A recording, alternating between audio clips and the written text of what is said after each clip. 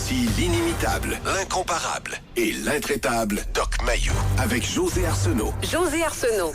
Cette émission s'adresse à un public averti. Au réseau Cogeco, vous écoutez Doc Mayou et José.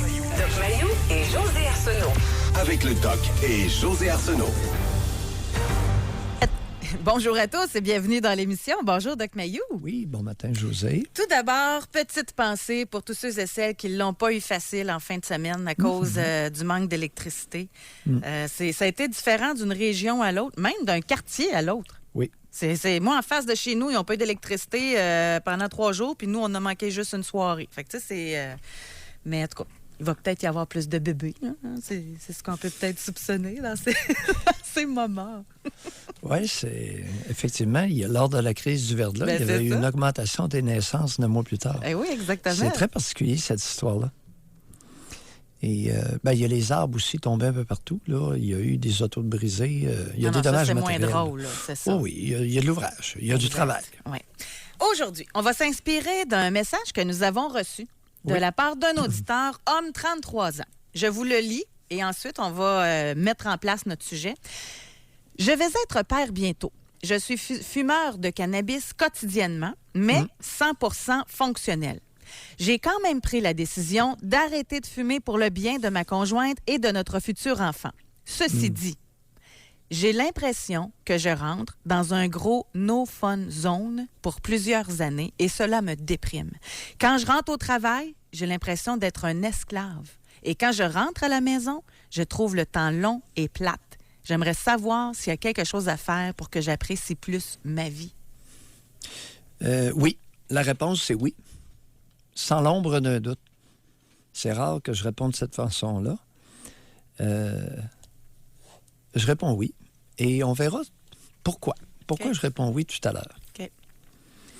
Alors, c'est une période de crise. Donc, pour lui, c'est une période de crise. Le fait d'arrêter de poter. Crise veut dire opportunité. Opportunité de quoi? Nous le verrons. L'histoire des paradis artificiels. À ne pas confondre, ce matin, on en a parlé, puis Steve Roy, sur Sherbrooke, m'est arrivé, José, avec la boisson. Oui. Mais non. L'alcool ne crée pas un paradis artificiel. Ben moi aussi, quand on s'est parlé en réunion, je l'avais amené. Je me suis dit, je voulais l'inclure, moi, l'alcool. Bon. Parce que quelqu'un qui a besoin de sa bouteille de vin, qui a besoin de cette petite euphorie-là... Bon, attends un peu, là. On va aller tranquillement. L'alcool, Rivotril, Ativan, Xanax, Serax, ce sont des éléments qui diminuent l'anxiété chez l'être humain. OK? L'alcool, 2 verres, petite euphorie. Vous sentez très bien après le 3e, 4e, l'euphorie est terminée. N'est-ce pas? Petit effet chez les femmes surtout, petit effet désinhibant au niveau sexuel. J'ai bien dit petit. Petite désinhibition. On enlève les sous-vêtements un peu plus facilement, mais on ferme la lumière quand même. On se comprend, José? Oui. Je caricature dans les grandes lignes. Je comprends où vous voulez aller, là. Puis, oui. Alors, l'alcool, Rivotril, Ativan ont le même effet au cerveau, qui est de diminuer l'anxiété. Pour ceux qui sont anxieux. Mais ça peut pas être artificiel comme... Ben oui, c'est grâce... Non, l'alcool n'est pas un artifice. C'est un produit naturel. C'est la fermentation du sucre. Alors, c'est pas un artifice. Le pot, c'est un produit naturel. Oui. C'est pas un artifice. Tu comprends? Oui. Bon. Mais vous les mettez pas dans le même camp pareil. Là. Non. Non. Attends, c'est parce que ça n'a pas le même effet au cerveau. Ça n'a pas le même effet sur notre coco. Et là, de plus en plus, on va avoir des données scientifiques, les amis. Alors, alcool, Rivotril, Ativan, on met ça de côté et le lendemain, ça vous déprime. Alors, 6 bières, le lendemain, 3 Rivotril, et vous êtes déprimé et vous avez plus tendance à pleurer, mesdames. Alors, il y en a beaucoup qui ont le vin triste. Tu connais l'expression? Oui. 4 verres, puis ça pleure comme des madeleines dans la salle de bain. Alors, tout le monde a vu ça passer. Puis les hommes, il y en a plusieurs qui ont tendance à devenir un peu égarés et à vouloir se battre. Oui. Bon, maintenant, la dope. Oui. Une autre affaire. Le pot, d'abord, mentionnait ceci. Et c'est vrai, on vient de le découvrir et de nous l'enseigner à nos psychiatres, tout récemment, que le pot ne fait pas le même effet à tout le monde. Oh! L'alcool, tout le monde vient en état d'ébriété. Le cannabis, un instant. Même du sativa ou de l'indica, ça ne fait pas le même effet à tout le monde. On ne peut pas prévoir d'avance comment vous allez réagir au pot, aux amphétamines, à la méthamphétamine. On oublie le PCP, c'est une cochonnerie, ça. Mais les plus fréquents, là, c'est la pinote, c'est le cannabis, la pinote, et le MDMA ou l'ecstasy. Alors, ces produits-là créent un paradis artificiel à telle enseigne que maintenant, il se fait de la recherche, thérapie de couple, avec ecstasy. Oui. Et j'aime autant te dire qu'il y a des petits derrière qui se brassent. Non, mais ça, je vous l'ai dit tantôt, j'ai lu il y a plusieurs années qu'il y avait des psychiatres qui faisaient se rapprocher des couples en leur prescrivant de l'ecstasy.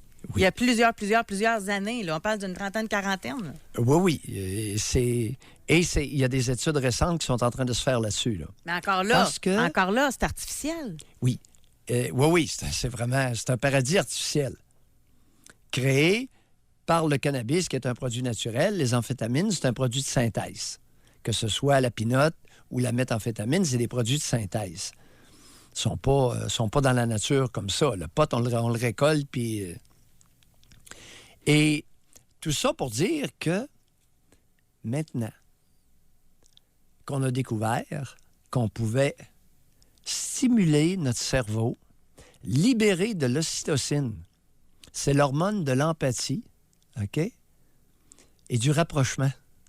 Avec l'ecstasy. Oui, c'est ça? Oui, l'ecstasy, là, ils sont en train d'étudier à l'heure actuelle quel effet ça fait sur le cerveau. Ça libère de l'ocytocine. L'ocytocine qui est sécrétée beaucoup lors de l'accouchement et par la suite. Ah oui, je ne savais pas ça. Alors, c'est l'hormone de rapprochement, l'hormone qui crée des liens. Alors là, au niveau de l'empathie, je ne le savais pas. Créer des liens, oui, mais... l'empathie, oui. Et oui, c'est l'hormone de l'empathie. Alors, il y a toutes sortes de connaissances qui vont se... Mais à des degrés différents d'une personne à l'autre. C'est ça qui... Une femme me confiait, écoute, je suis privilégié d'avoir un bureau, une clinique externe pour tout un comté. Alors, je vois beaucoup de monde à ce comté. Puis souvent, le monde me dit « Ouais, mais Maillot, toi, puis ta gang de malades. » Non. Mes malades qui me consultent sont des personnes, des humains, qui ont toutes sortes d'habitudes. Et ils me font une confiance suffisante pour me confier leurs habitudes de vie personnelles et très personnelles. Par exemple, il y en a une qui a pris de la pinote. Et elle, ça lui a donné un effet stimulant incroyable. Elle a fait son grand ménage. Bon.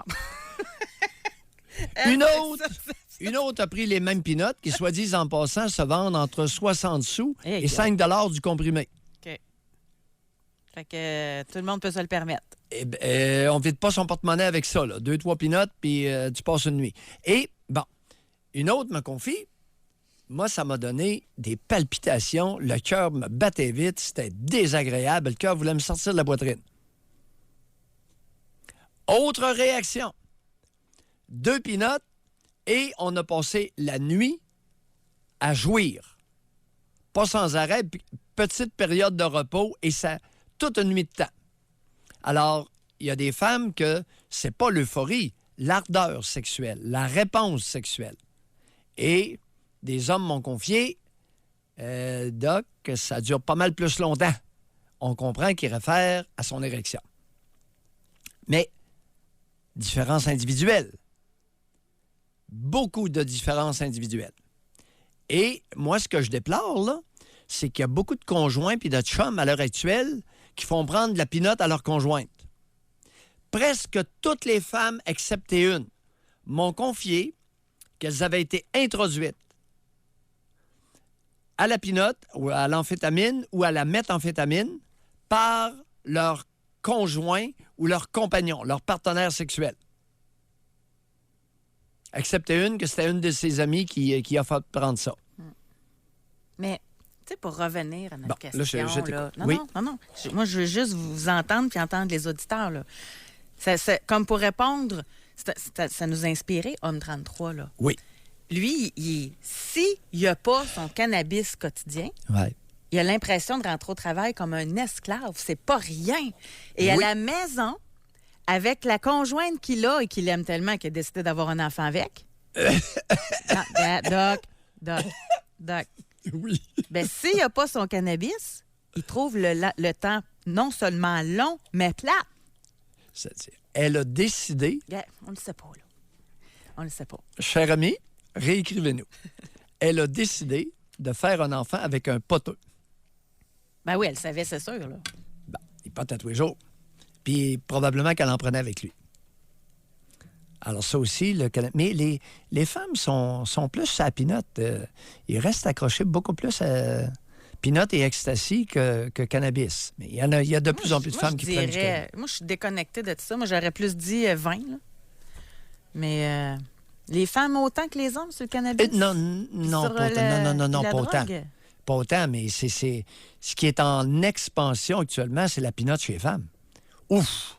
OK. Là, Ouf! on Pour tous va les effets, commencer tout de y suite. compris perdre du poids. En tout cas, il y a des... Oui, allons-y. On va commencer tout de suite par sonder notre public. OK? Puis encore là, c'est totalement anonyme. Puis là, je veux pas non, j'en prends pas, là. Je veux ceux qui en prennent. C'est quoi que vous prenez? OK? Votre âge, votre genre. Puis vous prenez quoi? C'est quoi, vous, votre paradis artificiel? C'est-tu les amphétamines? C'est-tu le pot? C'est-tu l'ecstasy? C'est... Oui, dans fait la que- drogue. Et, OK, c'est ça. Et seriez-vous capable... Qu'est-ce que vous prenez? Et seriez-vous capable d'arrêter où vous avez besoin de ça pour être heureux, là, dans votre tête? Avez-vous besoin de ça pour fonctionner, pour être heureux? Là? Puis dans un deuxième temps, qu'est-ce que tu dirais si on interpellait notre audience pour leur demander, ceux qui en prennent, ceux qui prennent des drogues, pourquoi croyez-vous? Puis en filigrane, nous autres, en parallèle, c'est-à-dire, pas en filigrane, en parallèle, on va essayer de comprendre notre, OK, ben, gars, notre homme de 33. On va rassembler nos deux idées ensemble. Ah Donc, oui? votre âge, votre genre, qu'est-ce que vous prenez et pourquoi en prenez-vous? Fait qu'on Parce va, que on va oui. y aller comme ça. Tranquillement. Puis après ça, de toute façon, on veut vous parler, là. Oui. Parce qu'on veut découvrir ce qui se cache derrière ça. C'est ça le but de l'émission aujourd'hui. Et la raison pour laquelle je suis arrêté tout à l'heure lorsque j'ai parlé d'opportunité, de crise pour Oui. notre homme de 33 ans, qui est l'avènement d'un nouvel enfant, d'opportunité, je n'ai pas voulu aller plus loin pour ne pas induire des réponses. J'aimerais ça que notre auditoire s'interroge. Moi, dans ma vie, c'est quoi ma raison de me réfugier dans un paradis artificiel? C'est quoi? Parce que notre homme de 33 ans, lui, écoute, c'est big, là, c'est gros. Ouais. Il nous a dit, je rentre au travail puis je me sens comme un esclave si j'ai pas mon pote. Le temps est long et plate à la maison avec la conjointe. Hey, elle est enceinte. OK. Fait que donc, on va Mais commencer tout par ça ça. anonyme. On va commencer par ça. Oui. Votre genre, votre âge, qu'est-ce que vous prenez? C'est quoi, là, votre paradis artificiel? Oui. Et pourquoi croyez-vous que vous avez besoin de ça? On va aller à la pause, mais on aimerait aussi vous parler. Oui. Selon vous, qu'est-ce que ça cache?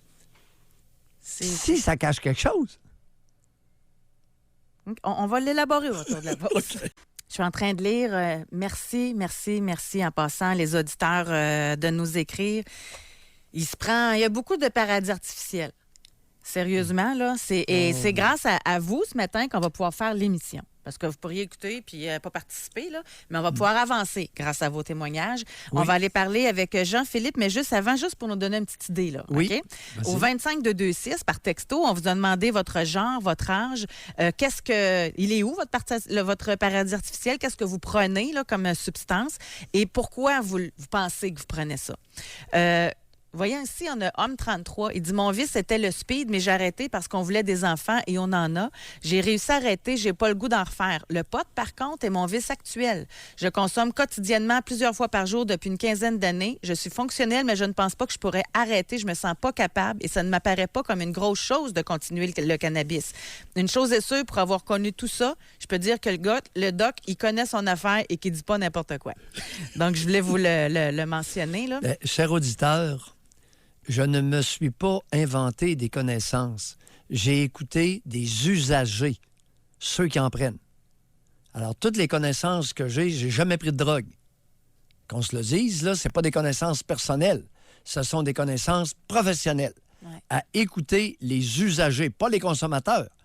Ceux qui en font usage. Puis, je les écoute. On a ici Oui. Femme 41, cannabis quotidien. Lorsque j'arrête, je deviens patiente. La relation de mes parents est insupportable. Depuis la mort de ma mère, je crois avoir trouvé la raison de ma consommation. Je suis plus cochonne aussi. Regardez, José, je sais qu'il n'y a pas de mot. Il n'y a pas de mot français équivalent à virilité. La virilité, c'est la puissance sexuelle du mâle. La puissance sexuelle de la femelle, chez l'humain, il n'y a pas de mot. C'est vrai, hein? Alors, on va cesser de dire cochonne, puis on va utiliser ardente. Alors, il va y avoir à notre émission des hommes virils, puis des femmes ardentes sexuellement. Qu'en dis-tu? Oui, j'aime ça. On s'en est pas parlé. Parfait. Parce que cochonne, non. Non, moi, j'embarque pas là. C'est pas vrai qu'on va embarquer là-dedans. On va perpétuer le mépris de l'ardeur sexuelle féminine. Ah, j'aime ça. Pas dans mes oreilles. J'aime beaucoup ça. Oui. Bonne intervention. Puis j'étais pas mal, on commence à se connaître, Oui. j'étais pas mal sûr que tu serais d'accord avec Oui, ça. oui, On oui. s'est pas concerté avant. On va aller au téléphone. On va parler avec Jean-Philippe. Bonjour. Oui, bonjour, bon matin. Bon, c'est ça, je trouve ça spécial. Le sujet, il me rejoint complètement parce que actuellement, justement, ma conjointe et moi, on avait pris la décision de diminuer notre consommation, même de l'arrêter complètement, mais on veut pas complètement sortir le cannabis de notre vie. Mais on voulait réduire parce que, écoute, depuis un an, notre consommation était rendue quotidienne. Puis justement, en écoutant votre émission, parce qu'on est des auditeurs assez fidèles à l'émission, justement, un des sujets, un moment donné, il y avait un auditeur qui parlait, qui comparait ça un peu avec la consommation de boissons. Puis on s'était dit, la personne, mettons, qui va boire, qui a besoin de son six-pack un six-pack par semaine, tu sais, au final, c'est quand même un alcoolique qui en a besoin. Fait qu'on s'était dit, ouais, au final, on a peut-être un problème de consommation. Oui, la consommation en tant que telle de cannabis nous nuit pas dans notre quotidien parce qu'on, mettons, on est assez responsable là-dessus. On va juste prendre du cannabis, mettons, les fins de semaine. Puis les soirs de semaine, ça va seulement être le soir, après qu'on ait terminé toutes nos tâches de la vie de tous les jours, c'est-à-dire le ménage, manger, toutes les choses. Fait que dans le fond, on va mettons, dire, OK, on va fumer notre cannabis, mettons, pour écouter la télé ensemble. Puis des fois, on va discuter aussi parce ça fait drôle, mais on a des conversations assez profondes, plus profondes que quand on n'en consomme pas. On dirait qu'on va plus loin. Mais en tout cas, c'est ça. On s'était dit que c'était pas bien. On a essayé d'arrêter plusieurs fois. Puis à toutes les fois, ça revenait au galop. On reprenait, là, on arrêtait, mettons, 2-3 jours. Puis là, on recommençait, mettons, au moins 5-6 jours d'affilée, qu'on consommait encore du cannabis à tous les soirs. Vous avez quel âge, Jean-Philippe? Vous avez quel âge? Oui. Moi, j'ai 29 ans. Et votre conjointe a quel âge? 26 ans. Qui l'a introduit au cannabis, à la drogue, votre conjointe? En fait, moi, j'en avais déjà pris quand j'étais plus jeune. Elle aussi, un petit peu, mais pas vraiment. En fait, elle ne l'inhalait pas vraiment. Elle a vraiment plus pris pour la première fois avec moi. Moi, je ne consommais plus non plus de cannabis. C'était une décision, je vous dirais, commune. Qui a payé le pot la première fois avec elle? C'était un joint qu'un ami m'avait donné. Un joint en cadeau, puis vous lui avez proposé de le fumer avec elle. Oui, en fait, on l'a fumé avec un autre couple d'amis. OK, un autre couple d'amis. Bon, un élément, 6 bouteilles de bière par semaine. Vous avez mentionné que si quelqu'un qui s'achète 6 bouteilles de bière par semaine est alcoolique. Est-ce que j'ai bien compris? Non, en fait, qui a besoin de son spec. Non. Quelqu'un qui a besoin de 6 bouteilles de bière par semaine ne peut pas être alcoolique. Oubliez ça. D'accord? Ah, d'accord. On arrête ça. Oui. 6 bouteilles par soir. Oui, par soir, d'accord. Peu importe qu'il en ait besoin ou pas, s'il le prend, il est alcoolique. Mais pas par semaine. On est d'accord là-dessus. Bon. Oui. Maintenant, avez-vous des enfants? Non. OK. Avez-vous le projet d'en avoir? Peut-être, oui, éventuellement, on aimerait ça. Allez-vous poter tous les soirs avec 2 bébés dans la maison? Clairement, non. Pourquoi? Parce qu'on est responsable. Ben oui, mais écoutez, vous avez des discussions plus profondes, Jean-Philippe, avec le pote. Qu'est-ce qui va arriver avec vos discussions plus profondes? En fait, on les a quand même, ces discussions-là. C'est juste que je vous dirais qu'on en comment dire, je sais pas comment bien l'exprimer. Non, chez vous, là, dans vos mots, puis on fera le ménage si c'est pas clair. Allez-y, lâchez-vous un peu. Je trouve que vous n'êtes pas sous l'effet du pot, là, mais faites comme si vous aviez poté, là. Lâchez-vous. Oui.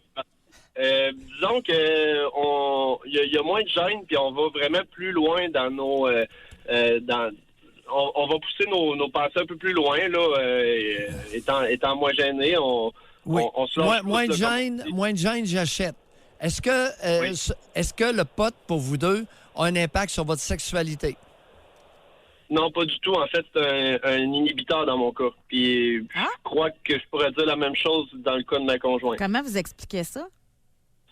En fait, je suis... C'est drôle à dire, je me sens asexué quand je prends du cannabis. Puis je vous dirais que c'est un peu pareil. Parce qu'on a un couple d'amis. En fait, c'est mon meilleur ami. On se parle assez souvent. Puis lui aussi, c'était pas mal la même chose dans son cas. Après qu'on se soit parlé, on s'était venu sur le sujet. Mais là, je veux comprendre de quoi, Jean-Philippe, là. Parce que la plupart en prennent pour avoir plus de sexualité, d'ardeur, etc. Mais vous... je comprends pas. Mais vous, pourquoi vous en prenez? Il me semble que c'est bien plus le fun d'avoir du sexe que de jaser profondément toutes les soirs. Non. En fait, je vous dirais que c'est différent, là. C'est un... Comment dire...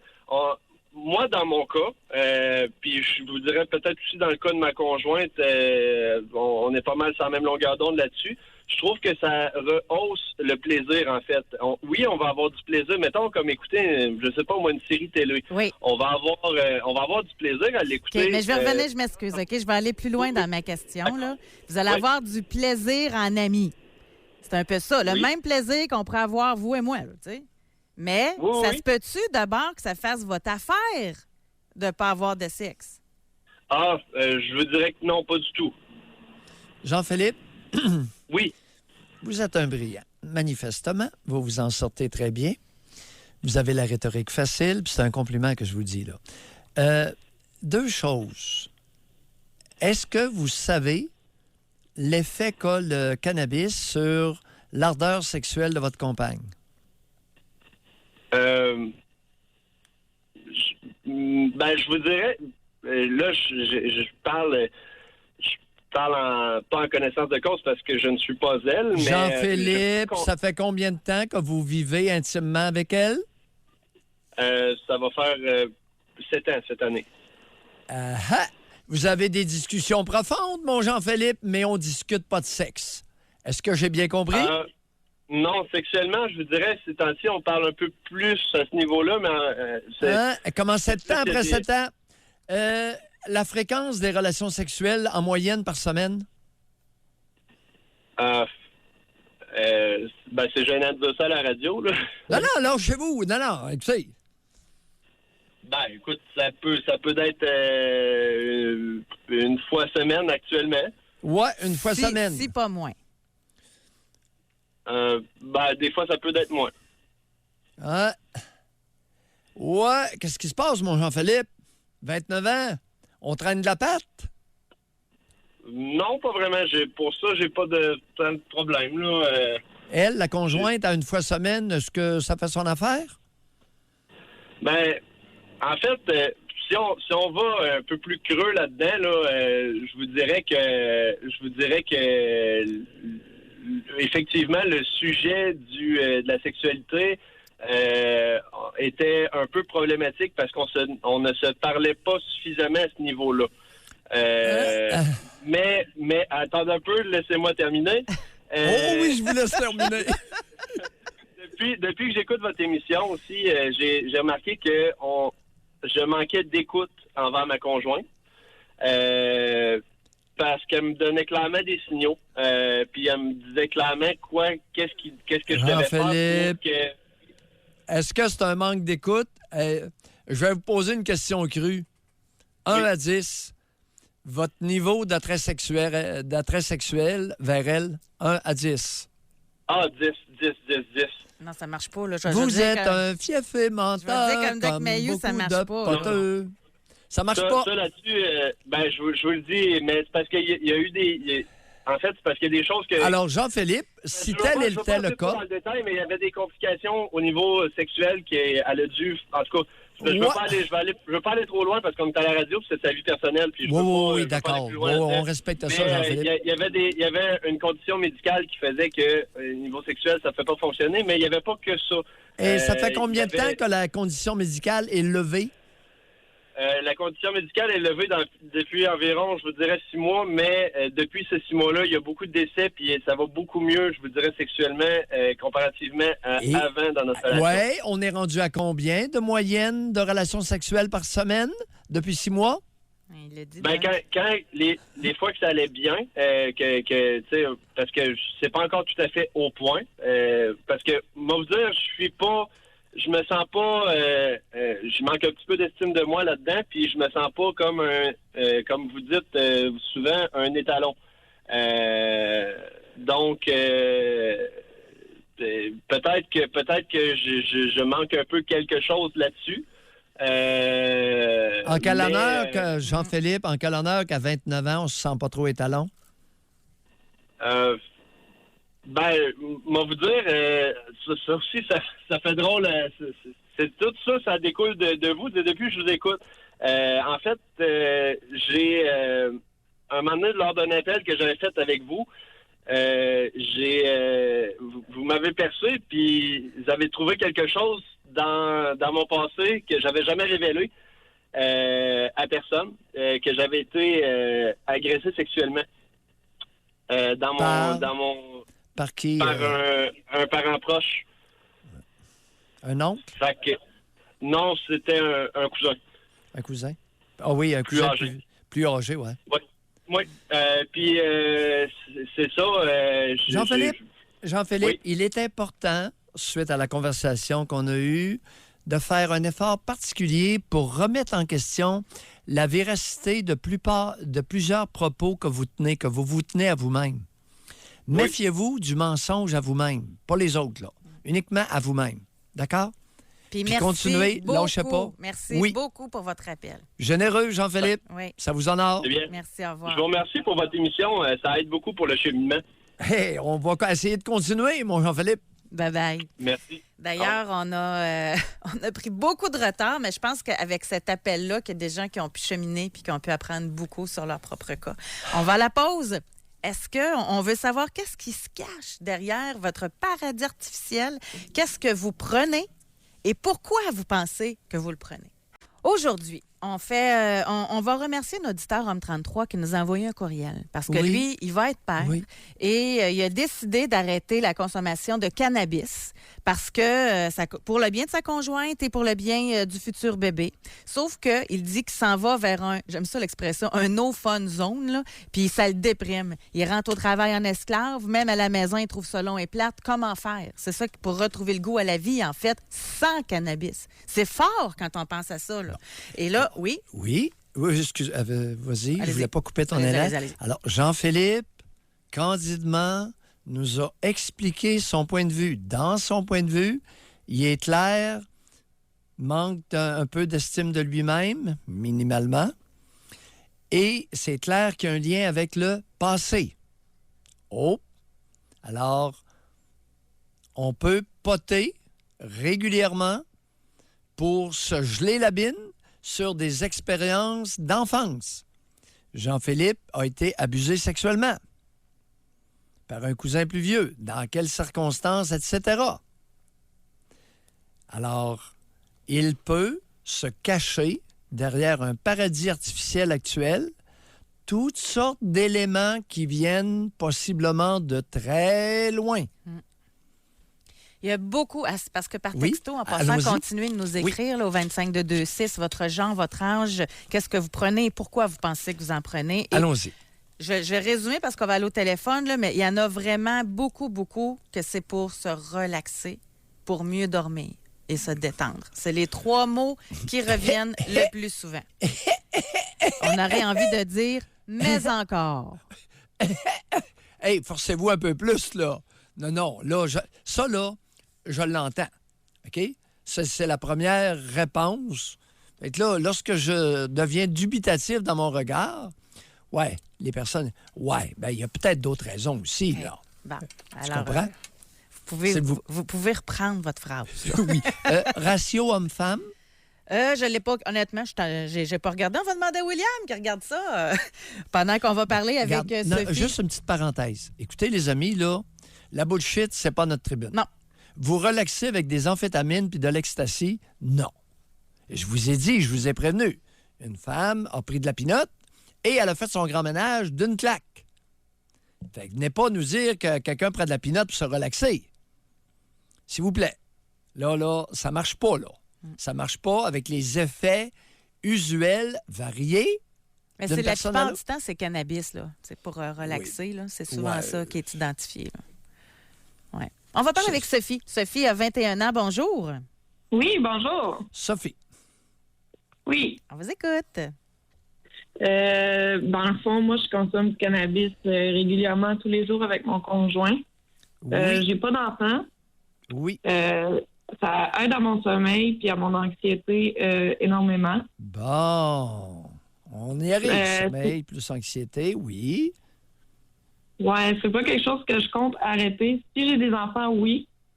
Ça va se passer dehors, jamais en dedans. Fait que, Évidemment, le cannabis, le THC, vous a guéri de votre anxiété, n'est-ce pas?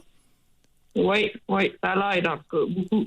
Sophie. Peut-être pas guéri complètement. C'est sûr que c'est quelque chose qui est là tout le temps, mais ça l'aide. Alors, première question, qui vous a introduit au cannabis? Ça date du secondaire.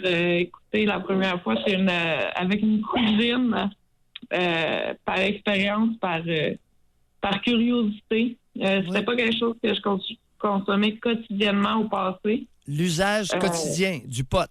Qui vous a introduit à ça? Mon conjoint, mais pas. Il m'a pas poussé à consommer Non, c'est quotidiennement. sûr qu'il n'a pas poussé. Hein? Qui paye l'usage quotidien du cannabis? Les deux présentement. Ah oui? Présentement, Oui, ça on veut dire que alterne. ça n'a pas toujours été le cas. C'est sûr que dans le passé, moi, je suis aux études, fait que c'était plus mon conjoint qui achetait. Puis que c'était lui au début qui consommait quotidiennement. Fait que Oui. c'est sûr que j'ai pris la Oui. routine, si on veut. Oui, vous avez pris. C'est lui qui vous a introduit à la routine d'usage, ou usage Ouais. quotidien du cannabis. Exactement. Et vous l'aimez beaucoup pour ça, n'est-ce pas, Sophie? C'est un Oui, grand oui. geste d'amour. On drogue sa Ben oui. conjointe, c'est un grand geste d'amour, n'est-ce pas, Sophie? Ben non, mais c'était Ah pas. C'est pas lui, il m'a pas poussé à. Non. Il m'a jamais offert, là. C'est toujours moi qui allais vers le Ben, cannabis, qui allait vers les puffs, là. ben oui. Sophie, vous avez mentionné l'impact du cannabis sur votre sommeil, votre anxiété. Ouais, Est-ce qu'il y a d'autres effets positifs au cannabis? Je dois avouer qu'il n'y en a pas beaucoup. Je suis en thérapie pour ça. C'est pas, tu sais, c'est pas un positif dans ma vie. C'est financièrement, ça écope, là. C'est sûr. Combien par semaine vous mettez d'argent dans le pot? J'irais plus par mois avec 300 $300 par mois. OK. environ, hein. Et l'impact du cannabis sur votre sexualité? Ah, la libido est très, très basse, là. De mon côté, en tout cas, là. Mon conjoint, ça n'a pas l'air de l'affecter, là. Est-ce que votre libido était basse avant l'usage quotidien? Vous aviez quoi comme libido? Non, j'avais une libido pas mal plus élevée que ça. Là. Ah ouais? Oui. Ça a changé, c'est ça. C'est peut-être pas ça non plus, mais moi, je vois qu'il y en a beaucoup moins de libido Mais qu'avant. j'ai une question de profane, OK? Puis vraiment, là. Parce que après avoir eu une belle séance de relations sexuelles, il me semble que ça dort bien. Fait que ça serait pas mieux, ça, que du cannabis pour le sommeil? Puis vous avez dit que c'était pour le sommeil et l'anxiété. Ça, c'est... Le sommeil, c'est... Je sais pas comment expliquer. On dirait que je peux pas me passer de ça pour dormir. Même que des fois, ça me réveille la nuit. Faut que j'en fume pour me rendormir. Là. C'est Sophie, pas... Sophie, avez-vous écouté ce que José vous a mentionné? Vous a tenu comme propos? Ouais.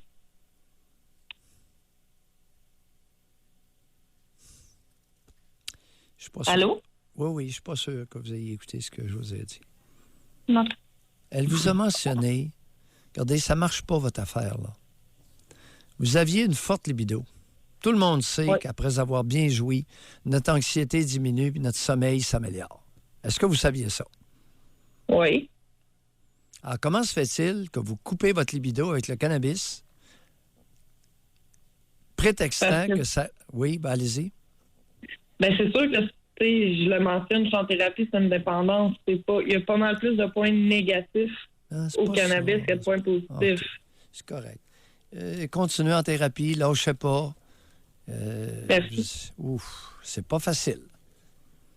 C'est pas facile de se rendre compte qu'est-ce qui se cache derrière l'usage du pot. Parce que là, l'histoire ne fonctionne pas. Non, j'ai jamais découvert, j'ai jamais pu dire le pourquoi de ma consommation, je pense. Je vais reposer la question. Ça fait-tu votre affaire de ne pas avoir de relation sexuelle avec votre conjoint, ou moins? Pas vraiment, mais tu sais, c'est aussi, moi et mon conjoint, on a beaucoup de hauts et bas, puis on s'entend pas super bien. Fait que... Bon, on y arrive. Alors, on pote pour camoufler une tension conjugale. Est-ce que c'est ça que vous êtes en train de nous dire? Oui, ça se peut fortement. Bon, merci. Merci, Sophie. Bonne journée. Oui, c'est pas facile. Ouf, l'exercice. Hey, on a mis la barre haute aujourd'hui, là. Aïe, aïe.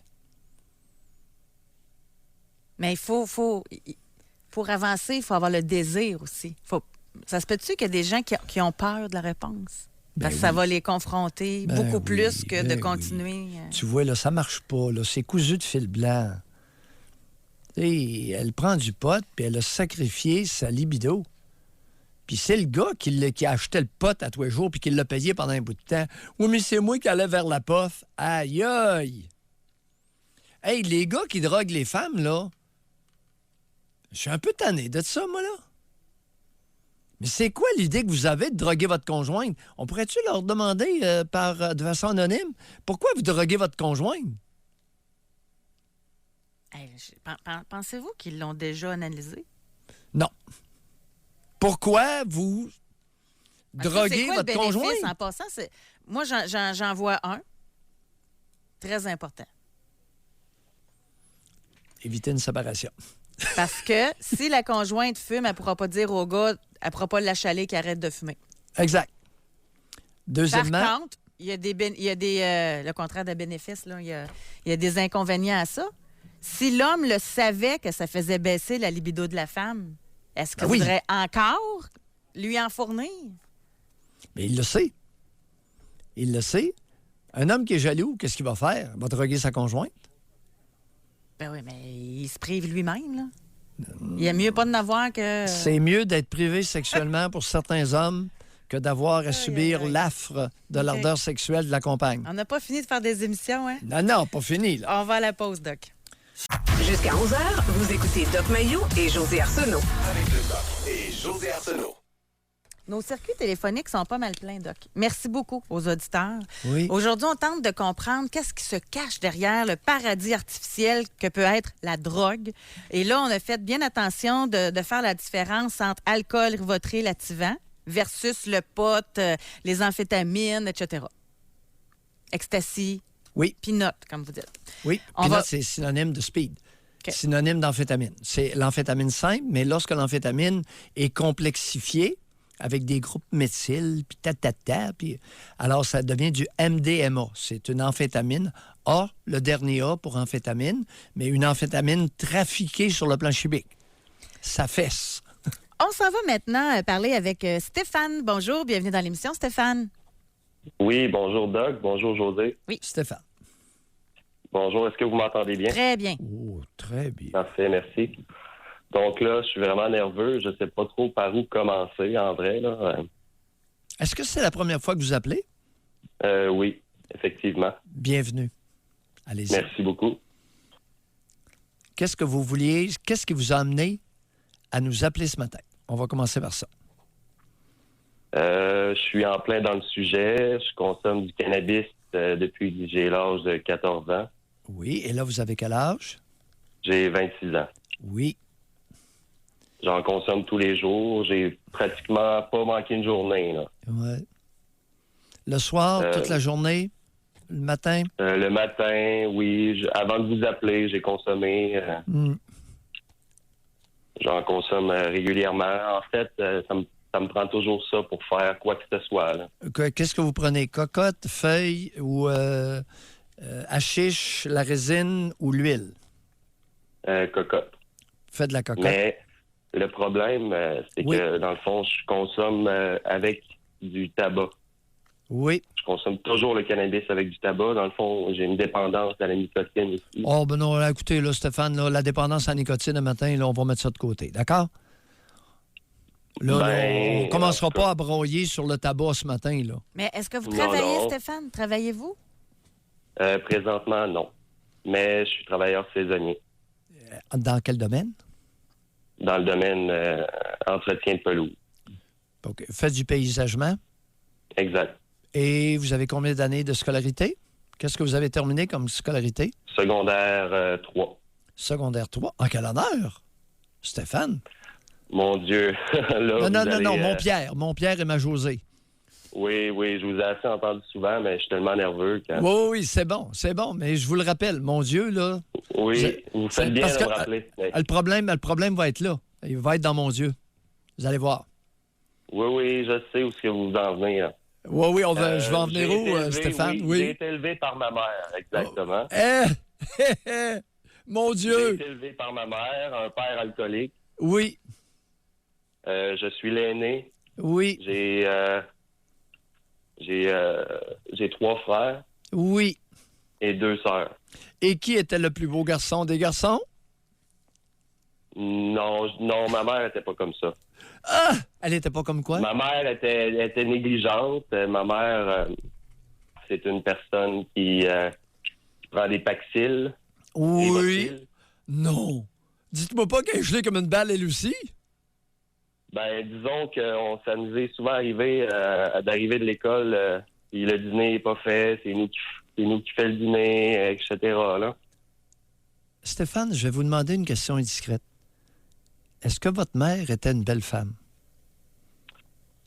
Je dirais oui. Pourquoi cette hésitation dans le oui? Si elle nous écoute, elle va avoir de la peine. Un petit oui hésitant. Mon Dieu! Je dirais pas que c'est une très belle femme, mais c'est dans la moyenne. Elle n'est pas laide. Ah ouais. Elle est quand même je vous crois pas. elle est normale. Non, Oui, vous normal. croyez pas? Non, pas toutes. Vous pensez qu'elle est belle? Ben oui. Ben, la beauté, c'est chacun. Vos je amis, dirais que elle la trouvait-tu beauté, belle? non. Vos amis, elle trouvait-tu belle? Pas vraiment, non. Non? C'était pas une MILF, là. Ouais. Mais qu'est-ce qu'elle avait? Qu'est-ce qu'elle avait de si attirant pour vous? Pour moi, Ouais. Qu'est-ce qu'elle a eu de si attirant pour vous? ben, rien d'attirant, en vrai. Stéphane? Moi, j'avais plus de frustration parce que... Mais non. Si vous aviez été frustré, OK, vous n'auriez pas intégré son langage. C'est pas votre père qui disait « mon Dieu ». C'est votre mère. Ben, j'ai été élevé par ma mère parce que mon père est alcoolique. Oui, puis, on a il n'a compris. jamais été dans le décor. Oui, mais mon Dieu, là, ça vient de qui, ça? Votre grand-mère? Vous avez ramassé non, ça moi- où dans votre langage, mon Dieu? Ben, c'est le langage qu'on utilise pas mal tout, là, surtout que je suis sénère. Non, Stéphane. Non, on n'utilise pas tout ça, là. C'est un langage de femme. C'est un langage de mère. Vous avez intégré ça. Vous étiez supposément une mère négligente, mais qui a eu beaucoup d'impact sur vous. Est-ce que je me trompe en disant ça? Non. Ouais. Comment se fait-il qu'elle a eu autant d'impact sur vous? Au point que vous avez commencé à vous geler la bine à 14 ans. Qu'est-ce qui s'est passé? En vrai, j'ai fait les cadets à l'âge de 12 ans. J'étais un enfant qui était anti-drogue, anti-tabac. Je voulais aller dans l'armée au début. Oui. Avec l'expérience que j'ai eue dans les cadets. Oui. Mais on déménageait à tous les ans. C'était difficile. Je changeais d'école tous les ans. Je changeais d'amis. À 14 ans, j'ai commencé à travailler. J'ai aidé beaucoup. J'ai acheté du lait pour ma petite sœur. J'avais un beau-père qui était dans la drogue. Donc, j'avais accès à du cannabis gratuitement à tous les jours. J'avais 1 gramme gratuitement tous les jours. Ben oui. Et puis, ma mère consommait du cannabis juste le soir, mais c'est elle un peu qui m'a initié aussi là-dedans. Ben oui, ma chérie qui initie son adolescent à la dope. Vous nous avez dit qu'elle prenait du Paxil et du Rivotril pour traiter sa dépression, n'est-ce pas? Pour traiter sa dépression, ça vient de moi, là. Alors, Oui, la bonne exact. femme prenait du Paxil et du Rivotril. Pensez-vous qu'elle a avoué à son médecin de famille qu'elle faisait usage de cannabis à tous les soirs? Je ne crois pas, mais elle a La commencé menteuse! La Elle a commencé menteuse! sur le tard à commencer le cannabis à l'âge de 34 ans environ. Ouais, mais elle prenait du Paxil et du Rivotril à ce moment-là. Puis Bien avant ça aussi. elle s'en est pas vantée à son médecin de famille. Je ne crois pas, non. Oh, mon Dieu! Qu'est-ce qu'on va faire avec ça, mon Stéphane? J'en ai aucune idée. C'est pour ça un peu que je vous appelle. Là. Essayez de grandir. Et Exact. loin, C'est ce que loin, je fais en vous loin, écoutant. oui, le plus loin possible de sous la jupe de votre mère, n'est-ce pas? Elle a eu de l'impact. Ah elle a oui, eu... ça, j'ai vraiment pas besoin. Ouais. Depuis l'âge de 16 ans, je suis autonome. Là. Hey, Stéphane, j'ai jamais suggéré ça. Une coupe de sacre bien sentie, est-ce que ça vous arrive? Oui, ça m'arrive. Oui. On lâche pas. Je l'ai, oui. Je On l'ai lâche. envoyé chier souvent, ma mère. Non, pas ça, pas envoyer chez votre mère. Ben, Utilisez, en tout cas, au lieu de dire j'ai mon utilisé Dieu, beaucoup. au lieu d'utiliser mon Dieu, une coupe de blasphème bien sentie, est-ce que ça vous arrive? Oui, ça m'arrive, mais je vais être poli parce que je suis à la radio. Là. Oui, on comprend. On l'apprécie. Je suis pas moi-même, là. Je suis pas Non, exactement moi-même OK. en ce moment. Là. OK. Non, vous avez été vous-même. Et vous avez été très candide, Stéphane. Vous avez Merci. bien fait ça. Merci beaucoup de votre appel. Merci. On apprend ensemble. Et il y a du matériel, là. Paxil, Rivotril, puis le cannabis le soir, elle traite sa dépression. Tu peux être sûr que... Puis moi, je te le dis, là, il y a à peu près pas un poteux qui va dire à son médecin de famille qui prescrit du Paxil, du Rivotril, qui se drogue à tous les soirs. Et la demi ou la bouteille de vin au complet. Pas un. Hey, ça fait 40 ans, là, j'ai la barbe blanche. J'en ai vu. Ouais. Puis je leur demande, est-ce que... Il me raconte, comme Stéphane, là, il me raconte ça en quelques minutes. Est-ce que ton médecin de famille est au courant? Ben non. Pensez-vous que je vais lui dire ça? Mais pourquoi tu me le dis? Non, mais Avoue, ça c'est pas serait- pareil. Ce serait important que le médecin sache, là, pour la concoction, puis... Les médecins de famille, ben pour l'effet. Alors là, il fait vivre des pharmaceutiques. Si vous prenez de l'alcool à tous les soirs, puis que vous prenez du pot à tous les soirs, votre Paxil puis votre Rivo, là, il est sans Il vaut effet. plus rien, c'est ça. Il vaut rien. Hey, Doc, on va à la pause. Il est 10h32 minutes. Vous pouvez réserver votre circuit téléphonique. On veut savoir qu'est-ce qui se cache derrière votre paradis artificiel que peut être les drogues. Suite au courriel que nous avons eu d'un auditeur homme 33 ans, on a décidé de faire l'émission d'aujourd'hui et d'aborder ce thème parce que lui, il dit qu'il va être père bientôt, fumeur de cannabis quotidiennement, mais 100% fonctionnel. Et là, bon, il dit qu'il veut arrêter pour sa conjointe et l'enfant, mais qu'il a l'impression que là, il rentre au travail comme un esclave. À la maison, il trouve ça long et plate. Il aimerait savoir s'il y a quelque chose à faire pour qu'il apprécie plus sa vie. Là, il est 10h36. Là, on a quand même un bout de fête à l'émission. Il vient juste de nous réécrire. Oui. Il dit « Je sais pourquoi je consommais du cannabis. À la maison, quand j'étais jeune, c'était la matriarche qui gérait tout avec le bon Dieu. Mon père arrivait du travail. Si j'avais été tannant, il me baissait les culottes et me tapait les fesses. Je devais ensuite le pardonner et m'excuser d'avoir été tannant. Quand j'en ai parlé à mon père, il m'a dit « Voyons, tout le monde faisait ça dans ce temps-là. » Il dit « Savoir mon passé ne change pas mon ennui d'aujourd'hui. » Il vient de rajouter ça. Cher auditeur, on continue. On lâche pas le filon. Le filon va vous conduire à quelque chose de gros. Bon, quel impact, quel est le lien avec votre détresse actuelle sans cannabis et la matriarche qui règle tout avec Dieu et le bonhomme qui est le tapis de la bonne femme, le bonhomme abusif, violent, méprisant, qui vous a intimidé, asservi, esclave, asservi, esclave, si je prends pas mon pote, je me sens esclave au travail. Il a été réduit au rang d'un petit esclave dans sa famille. La bonne femme, c'est ça qu'elle voulait. Puis en plus, par une bonne femme. Avec la force physique du bonhomme. C'est beau, hein? Il y a 33 ans, José. Pas dans les années 40. On poursuit au téléphone. On va parler avec Nadia. Bonjour. Bonjour. Nadia. On vous écoute, Nadia. Oui, mon histoire, c'est que je vais essayer de faire court, là. Je comprends un petit peu tout ce que les auditeurs disent. J'ai 42 ans. J'ai toujours fumé dès l'âge très tôt. Je vais vous expliquer pourquoi. J'ai carrément manqué d'amour. Je pense que en tant qu'enfant, on attend de nos parents de l'amour. Et quand on arrive à un certain âge, 6, 7, 8, on voit la relation de nos parents et l'amour qui nous porte. Puis souvent, quand on a des difficultés, comme un père alcoolique ou comme j'ai eu, moi, Oui. ma mère se tassait. Comprenez? C'est un peu bizarre. Sans explication, pour vous dire que je pense que ça vient de là, d'un manque d'amour maternel ou paternel, tout simplement. Puis j'ai été lancée là-dedans très jeune par ma sœur qui m'a droguée pour être drôle à l'acide à 9 ans. Êtes-vous là? Oui, oui, on n'est pas À l'acide à 9 ans. Oui, du LSD. Oui. Avec mon ami, dans le sous-sol, on s'est caché toute la nuit parce que là, on se disait, ça n'a pas de bon sens, on rit pas pour rien, là, on le savait qu'on avait été drogués. Puis, on a sorti de là le lendemain. Puis, à partir de là, ben, j'ai trouvé ça le fun, tu sais.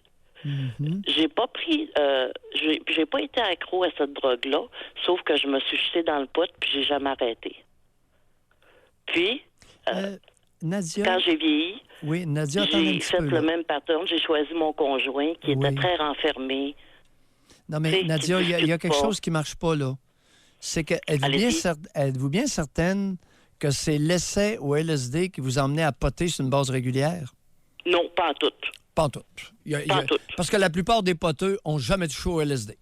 Ouais, Puis il y a aucun beaucoup de rapport. monde qui ont touché au LSD, puis il y a... Ça n'a aucun rapport. Je pense juste que ça a devancé. Bon, maintenant, attendez un peu. Attendez un peu. Quel âge avait Allez-y. votre sœur chérie qui vous a drogué qui vous aurait drogué alors que vous aviez 9 ans? Quel 12. âge avait-elle? 12 Oh, ans. elle avait 12 ans. Je m'excuse, mais elle avait accès à ça donc bien facilement à 12 ans. Ben, j'avais une tante, elle, qui était droguée aussi. Ben oui. À la poudre puis au pot. Là. C'était facile pour elle. Ouais, mais le LSD, c'était sous quelle forme que vous l'avez pris? Ben, c'était une... oh, mon Dieu. Elle m'avait donné ça d'un papier à rouler. Là, c'était tout en eau, quasiment. C'était rond, là. C'est des timbres. Une petite affaire ronde jaune, Oui, là. des timbres, hein, n'est-ce pas? C'est un cossin papier. Non, ça avait l'air d'une petite pilule. Ah, OK. Mais elle était comme très molle, là. D'après moi, elle était forte, je sais pas. C'est Peu bon. importe, là. OK. Oui, et vous pensez que Mais je c'était pense du pas LSD. que... OK. Je vous dis juste que ça m'a apporté à aller au pot plus vite. Parce Non. que j'ai commencé, écoute, Non, à vous savez, 12 ans. attendez un peu, Nadia, là. Vous avez 42 ans. Oui. Votre sœur de 12 ans qui vous drogue, là. Hey, c'est criminel. C'est tout qu'un crime, ça, là. Puis elle sait Oui, même mais pas, elle a fait elle ça sait une même pas fois, qu'est-ce que vous monsieur. donne. Puis ça, elle a pas pris ça chez votre tante, je pense pas, là. Alors là, la c'est encore crapaude, là, la crapaude a pris ça où, la dope? Un. Dans la rue, probablement.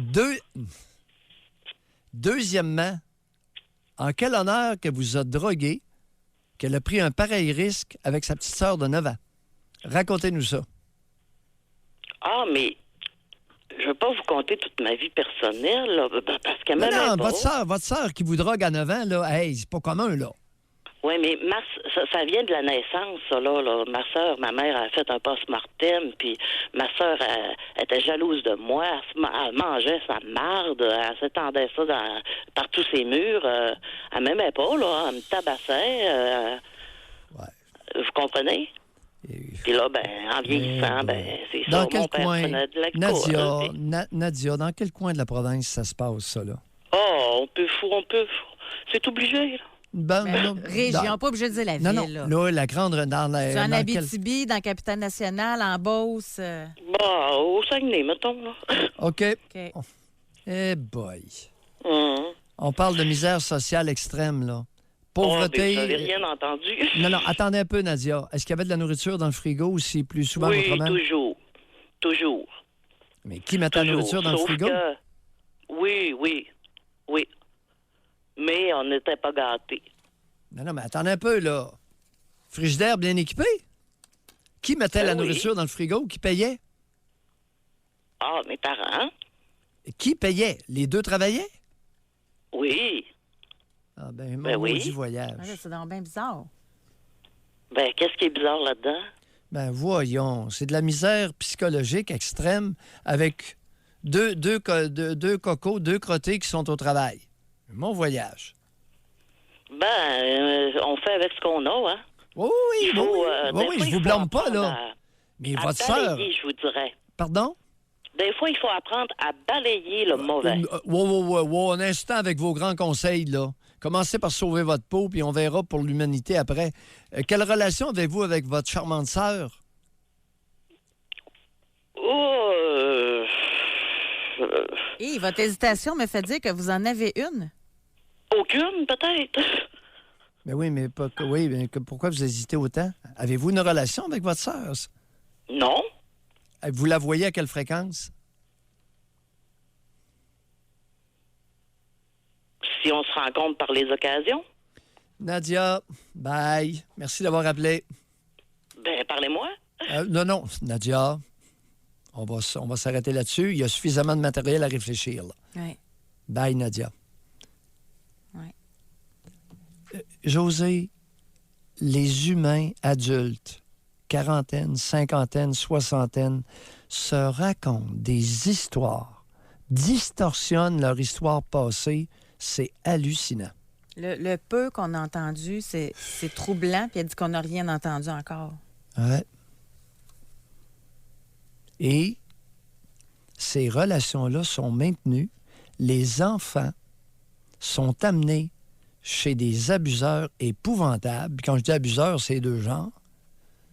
Aïe, aïe, aïe, aïe, aïe. C'est pas avec ça qu'on va faire une nation forte, là. Qu'on se le dise respectueusement, mais qu'on arrête de se mentir à soi et de distorsionner son histoire personnelle. On va s'arrêter. On va aller à la pause. Au retour, on a Martin. Lui, il pense pas que de consommer peut nuire à la vie de tous les jours. C'est pas mal notre dernière partie de l'émission. Et je pense que dans la journée, il y en a qui vont continuer à penser à vous et à réfléchir à la question d'aujourd'hui. Qu'est-ce que ça cache, le paradis artificiel qu'est la drogue? On va parler avec Martin. Lui, il a 36 ans. Bonjour, Martin. Allô? OK, c'est-tu moi? Oui, Oui. c'est vous. OK, moi, j'ai 39. OK. C'est ça, je voulais appeler parce que moi, c'est sûr que je me retrouvais dans ça parce que j'ai consommé plusieurs années, dès l'âge d'à peu près 12 ans. Oui. J'ai commencé à consommer, puis après ça, c'est sûr que j'ai commencé avec celle du hashish là, en boulette, là, puis après ça, on a commencé avec du pot, puis après ça, on a tombé dans toutes sortes de choses, là. Dans, mettons, du LSD ou de la mescaline ou toutes sortes de patentes, là. Mais quand que j'ai Votre commencé à LSD, votre LSD Oui. était pris sous quelle forme, ainsi que la sortir, c'était en mescaline? forme c'était des buvards, là. C'était des Mais- timbres, des timbres Ouais, de buvard des- qui avaient absorbé le produit. Et qu'est-ce C'est que ça. vous faites avec le buvard, le morceau de papier? On se le mettait juste sur la langue, là. Il n'y avait pas de procédure. OK. Mais, et la mescaline était sous quelle forme? Ça, c'était en poudre, on pouvait la prendre dans de la bière ou des choses de même, là. OK. Continuez. Ouais. Mais là, après ça, c'est ça, j'ai commencé à sortir avec une fille, puis elle était contre tout ça, là, toutes ces choses-là. Oui. Ça m'a comme poussé à me débarrasser, vraiment, à arrêter. Mais j'avais gardé juste la marijuana. Je continuais juste du cannabis. Fait que là, j'ai continué à fréquenter cette fille-là. Je l'ai mariée, on s'est mariés ensemble, puis j'avais tout le temps gardé le cannabis dans ma vie. Là, premier enfant, deuxième enfant, troisième enfant. Oui. Puis, Mané, ça a comme fait vraiment... c'était comme caché aussi, là. Fait que quand ça vient à dévoiler tout ça, ça fait pas des chicanes, puis ça fait en tout cas, ça va pas bien. Puis là, j'ai décidé de me débarrasser de ça aussi. Puis ça a été une procédure qui était pas facile pour moi parce que ça a pris, je te dirais, quasiment 6 mois, là. Parce que Oui. ça faisait quand même pas loin de 20 ans que je consommais. J'étais comme sur un high continu, là. Fait que c'est sûr que quand j'ai arrêté de me remettre dans la vraie vie, puis d'arriver, puis d'être obligé de faire juste des petites tâches quotidiennes de la vie, là, que je faisais normalement, puis que je n'avais pas aucun problème, là. Mais là, il n'y a plus rien qui me tentait, il n'y a plus rien qui marchait, j'avais plus de motivation. C'était comme le genre de dépression que je faisais, c'était quasiment ça. C'était comme... Est-ce que votre Je médecin de voyais- famille vous a donné, vous êtes-vous plaint de votre dépression? Non, Est-ce que vous avez non, été non, mis non. aux pellules? Non. OK. Vous avez fermé votre trappe avec votre état intérieur? Ouais, c'est ça. Je l'ai vécu. Ça vous honore. J'ai passé, mais en même temps, au bout de quelques mois, maintenant, j'ai commencé à l'alcool, puis j'ai retombé dans l'alcool, puis là, il a fallu que je prenne un break d'alcool. On dirait qu'à toutes les fois que j'accroche dans quelque chose, je tombe, puis j'accroche vraiment facilement, je sais pas. Oui. Puis là, j'ai arrêté comme 2 ans l'alcool, j'ai recommencé, mais là, je suis capable de prendre un verre, tu sais, avec juste des amis, des choses de même. Puis, mais comme je te dis, ça a été quasiment 6 mois là, que j'ai eu vraiment de la misère après le cannabis. C'était comme mon mode de vie que j'avais, tu sais. Votre mode de vie incluait 3 enfants. Oui. Comment vont les enfants? Ils vont bien. Ils vont bien. Ils ont grandi. C'est sûr que j'en ai un de 18, un de 16, puis une qui va avoir 11, là. Oui. Puis moi, ça fait à peu près, je te dirais, 7 ans, peut-être 7-8 ans, là, j'ai arrêté. J'avais 30 ans. J'ai 39, ça fait 9 ans, et mon Dieu. 9 ans déjà, ouais. Ouais. 9 ans, pas de potes, ça a l'air de quoi, une vie pas de potes, Martin, maintenant? C'est ça, ça va bien. J'ai passé par-dessus ça. On avez apprend pas- à vivre autrement. Oui. Qu'est-ce que vous voulez dire par là? Expliquez-nous. Ben là, je sais pas. On se trouve des hobbies aussi, puis des choses pour faire passer le temps ou faire passer... Parce que moi, il fallait que je fasse de quoi, on dirait. Puis là, tu sais, j'ai comme développé des passions. Je fais du vélo, je fais d'autres choses. Je vais au gym, je fais, tu sais, là. Ah, Ouais, ouais. mais... Ouais. Et quand vous potiez, pas de vélo, pas de gym, la vie devait être plate? Non, on était pas plate. On faisait plein de projets, on n'arrêtait jamais. Avec le On pot? voyait pas le temps. Ah ouais, j'arrêtais pas, par exemple. Mais il n'y avait pas de passe-temps. J'arrêtais pas, mais pas de passe-temps. Ouais, il y en avait, mais il y en avait moins. Là, il a fallu que je me pousse pour faire d'autres choses. C'est sûr qu'avec les enfants, quand ils grandissent aussi, ça nous pousse à vouloir faire des hobbies ou d'autres choses pour qu'on passe du temps ensemble, là. Si vous aviez continué votre pote dans votre rôle de père, quel impact? Je ne sais pas jusqu'à où, parce que c'est sûr que je le cachais, puis tu sais, je me pétais pas à la face pour plus être capable d'être conscient de ce qui se passait autour, là. Mais tu sais, j'étais tout le temps sur un petit high, là, tu sais. Là. Martin, la question se pose. Si vous aviez continué comme vous étiez parti, quel aurait été l'impact sur vos 3 enfants? C'est dur, je ne sais pas jusqu'à où est-ce que ça aurait pu avoir un impact, là. Ça, c'était Je sais plus pas. au bénéfice des auditeurs. Ouais. La Mais on question doit se se pose. quitter là-dessus. Merci Oui, beaucoup, bye. Martin. Oh, c'est déjà la fin. Oui. Oui. Ouais, Merci, c'est Martin. bon. Merci. Merci. Merci aux nombreux auditeurs qui ont témoigné aussi par texto. On ne peut pas tous vous lire, mais on vous lit au moins. On ne peut pas tous vous lire en ondes. Merci beaucoup à William. On a eu Benjamin, on a eu Jean. On a gros budget de mise en ondes aujourd'hui. Doc Mayou, merci beaucoup. À On se demain. retrouve demain. Bye tout le monde. Parfait. Soyez là demain, 9h30, pour une autre édition du Doc Mayou et José. Avec Doc Mayou et José Arsenault.